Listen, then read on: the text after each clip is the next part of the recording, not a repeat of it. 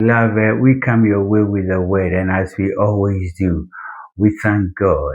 In Phoenicia, Canaanite woman as Jesus, have mercy on me, Lord, that son of David. My daughter is grievously vexed with the devil. Matthew 15:22. It's instructive to know that this woman was not a Jew, but a Gentile from Canaan.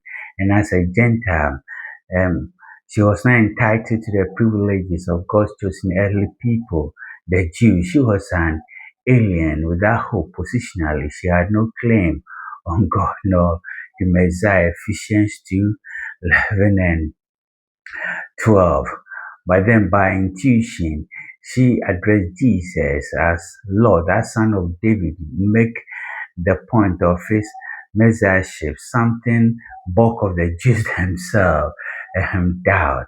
The disciples urged Jesus to send her away to them. She was a big nuisance, but then to Jesus, she was a big example of faith in whom his grace she shined.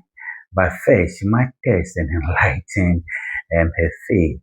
Jesus answered, saying, I'm not sent but to the lordship of the house of Israel. Then came she and worshipped, saying, Lord, help me. Matthew 15:24 and 25. That his mission was primarily to the lordship of Israel, not to the Gentiles, more so a Canaanite. Yet, the woman by faith remained undoubted and in worship called on his lordship, that if she can't come to him as a Jew to her Messiah, then she will come as a creature to her Creator, Jesus, and further prove her faith, saying, it is not me to take the children's bread and cast them to dogs. And she said, truly, Lord, yet the little dogs eat from the crumbs that fell from the master's table. Matthew 15:26 and 27. The Jews saw the Gentiles as scavenging dogs and wandering around for scrap of food and taking the place of an unworthy Gentile. She cast herself to the Lord's mercy, love, and grace, that she's one of those little dogs under the table. The crumbs sometimes fell from the table. Can she have some? And which is to say, do unworthy, I beseech thee that you do this for one of your creatures.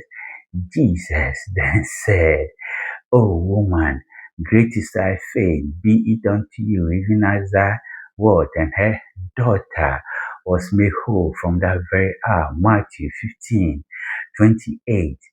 Jesus commended her for her great faith, while the unbelieving children had no hunger for bread. That is the word of healing. And she did. Great faith is tenacious faith. It does not succumb to adversity or pressure.